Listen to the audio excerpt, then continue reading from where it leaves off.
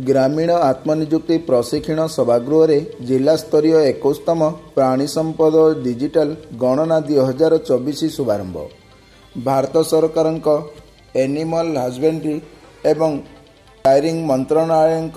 प्रायोजित 21तम पशुपक्षी गणना कार्य आरंभ होगा बेले ओडिशा सरकार निर्देशक्रमे गजपति जिले में यही 21तम प्राणी संपद डिजिटल गणना 2024 कार्यक्रम समेत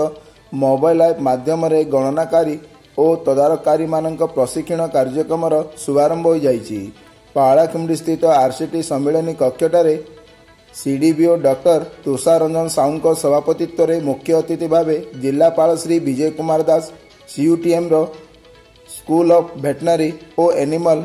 साइंस प्राध्यापक डॉक्टर गिरीश चंद्र महांती, जिला नोडल अधिकारी तथा